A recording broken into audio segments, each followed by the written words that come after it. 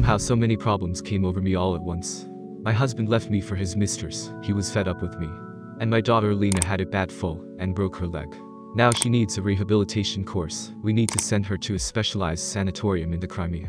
Otherwise Alina may stay lame for life. I just didn't know where I could get the money for the treatment.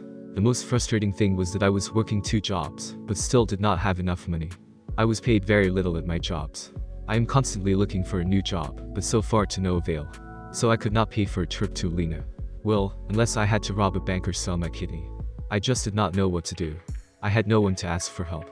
I left the doctor very upset and went to sit in the park and think about what I should do. While sitting on a bench in the park, I saw young mothers with baby carriages. The idea of becoming a surrogate mother popped into my head. When I got home, I quickly found a center on the internet in our town that was doing that. The very next day I went to this center and was examined there. Soon my profile appeared on the website of the clinic. 2 weeks went by. My daughter was to be discharged from the hospital soon, but no one chose me as a surrogate mother yet. I started to worry. After all, I already needed money to continue the treatment of Alina. Valentina, can you come to our clinic now? We had clients who chose you as a surrogate mother for their child. I went to the hospital right away. I was offered to carry a baby for a childless couple. However, there was one crucial nuance. The future mother was over the reproductive age and could not give her own biomaterial necessary for conception. Therefore, I had to become both a surrogate mother and a genetic mother at the same time. I didn't like it very much. I had to give up my baby, after all. I just didn't know what to do. But when I met Galina Sergeyevna, I realized that I owed her help. Then I met her husband.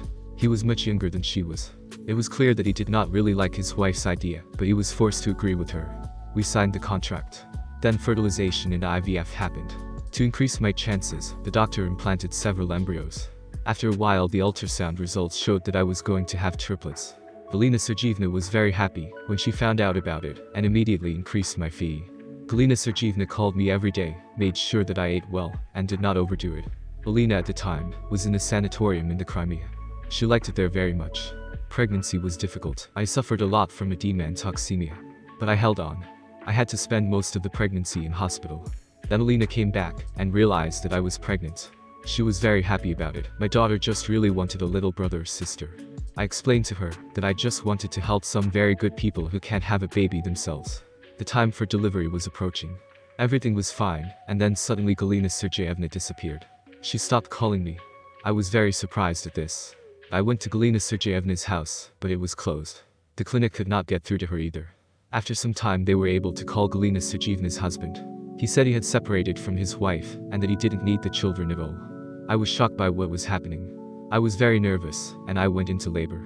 I had triplets, 2 girls and a boy. I did not even know what to do. Galina Sergeyevna never showed up. Doctors advised me to give up my children. There were people who wanted to adopt them.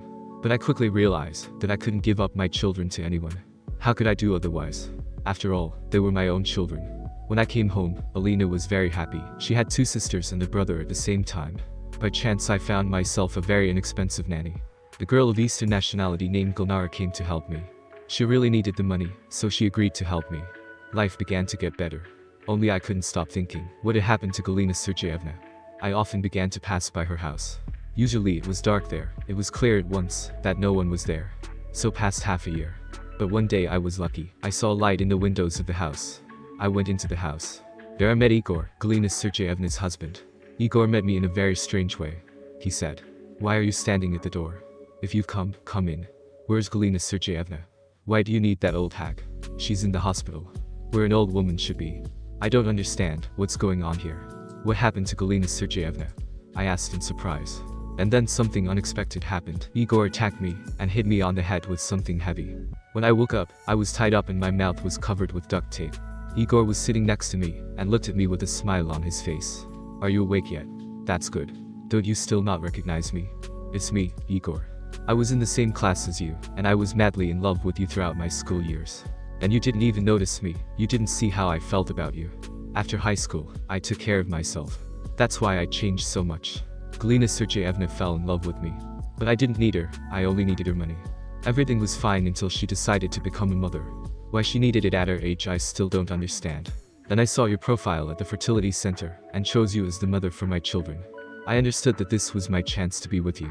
I didn't care about Galina Sergeyevna. One day she and I had a big fight. She started screaming that she was going to turn me into the police. I had to use a little force to calm her down. She had a stroke from the excitement. Now she's in the hospital. I thought I should help her do it. She's about to sign all the necessary papers to make me heir to everything, and I'll give her a good shot. Then you and I can be together. Having said all that, Igor left.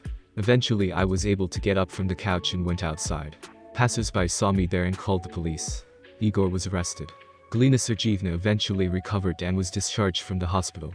She was very happy that I did not give up my children. Galina Sergeevna offered me to come and live with her. I agreed. Now I run Galina Sergeevna's business, and Alina goes to school. And Galina and Gulnara take care of the kids. We are all very happy. True, to achieve this, we had to go through a lot of difficulties. But that's okay. The main thing is that now everything is fine. Everyone got what they deserved.